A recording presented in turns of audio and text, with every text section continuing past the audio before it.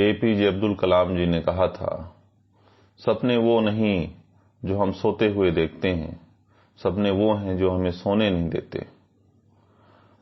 आलसी वही है जिसके जीवन में कोई बड़ा लक्ष्य नहीं है, जो जीवन को जीना नहीं काटना चाहता है।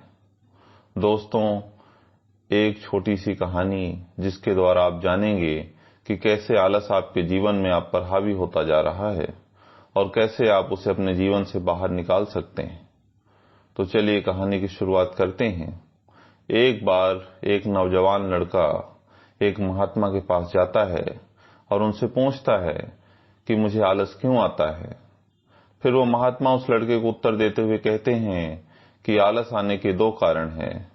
पहला कारण यह है कि जीवन में कोई बड़ा लक्ष्य न होना, और दूसरा कारण है कि हमारा मन और शरीर कैसे काम करता है उसकी समझ न होना।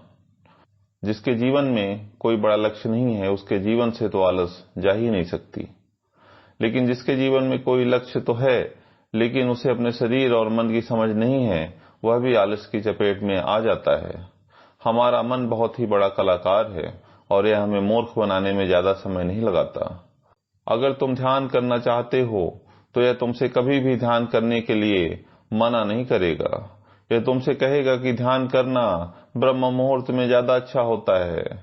अब ना तो तुम ब्रह्म मुहूर्त में उठ पाओगे और न ही तुम ध्यान कर पाओगे। ये तुम्हें धन कमाने के लिए कभी भी मना नहीं करेगा, लेकिन ये तुमसे कहेगा कि धन ही सब कुछ थोड़ी ही होता है। पर ये कभी भी तुम्हारा विरोध नहीं करता, बल्कि यह तुम्हें मूर्ख बनाता है। याद रखें दोस्तों, ये कभी भी तुम्हारा विरोध नहीं करता, बल्कि यह तुम्हें मूर्ख बनाता है। और कमाल की बात यह है कि तुम मूर्ख बनते हो। फिर वह लड़का उन महात्मा से पूछता है कि तो फिर इसका समाधान क्या है महात्मन। फिर वे महात्मा जी कहते हैं कि जो ये तुम्हारे साथ कर रहा है वही तुम इसके साथ करो, यानी तुम्हारा मन तुम्हें मूर्ख बना रहा है तो तुम उसे मूर्ख बनाओ। जब तुम्हारा मन तुम्हें कहेगा कि कुछ देर सो जाता हूँ उसके बाद काम करूंगा, तो तुम उसे कहो कि कुछ देर क्यों, ज्यादा देर सोऊंगा, लेकिन उससे पहले काम पूरा करूंगा। तुम्हारा मन तुमसे कहेगा आज स्वादिष्ट भोजन खाऊंगा, तो तुम तुरंत उससे कहो कि स्वादिष्ट क्यों, अति स्वादिष्ट खाऊंगा, लेकिन उससे पहले 1 घंटे व्यायाम करूंगा। फिर वह व्यक्ति उस महात्मा से पूछता है कि लेकिन कब तक मैं अपने मन को मूर्ख बनाऊं। फिर वह महात्मा जी उससे कहते हैं कि जब तक तुम अपने आलस्य से मुक्त रहना चाहते हो तब तक तुम्हें अपने मन को मूर्ख बनाते रहना है। फिर वह व्यक्ति पूछता है कि कभी कभी तो ऐसा होता है कि मुझे अफसोस होता है कि मैं अपने जीवन में कुछ कर नहीं पा रहा हूँ, क्योंकि मेरे भीतर से ही कुछ करने का मन ही नहीं करता। फिर ऐसी स्थिति में क्या करूं। वो महात्मा कहते हैं कि मन को तो तुम मूर्ख बना सकते हो, लेकिन शरीर को तुम्हें समझना होगा।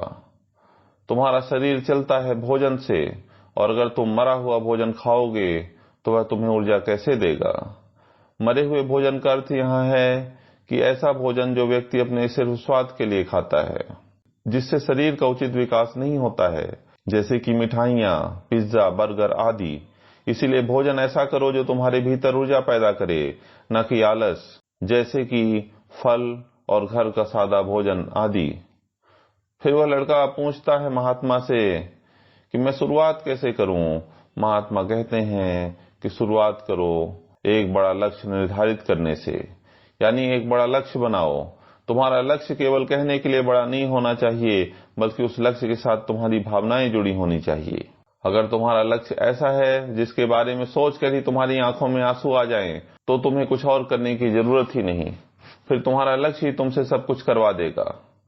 और अगर लक्ष्य इतना बड़ा नहीं है या फिर तुम्हारी भावनाओं के साथ जुड़ा हुआ नहीं है, तो फिर अपने लक्ष्य को खोजना ही अपना लक्ष्य बना लो। जिस प्रकार भगवान गौतम बुद्ध ने बनाया था, उन्हें पहले अपना लक्ष्य थोड़ी ही पता था कि वहां मिल जाएगी मंजिल। वे तो सिर्फ निकल पड़े थे। आशा थी मन में, लेकिन वो भी टूटने लगी थी। लेकिन अंदर से प्यास इतनी गहरी थी कि लक्ष्य को पाकर ही रही। जब तक तुम्हें यह पता नहीं चलता कि तुम्हारा लक्ष्य क्या है, तब तक तुम अपने मन को मूर्ख बनाते रहो, जैसे वो तुम्हें बना रहा था।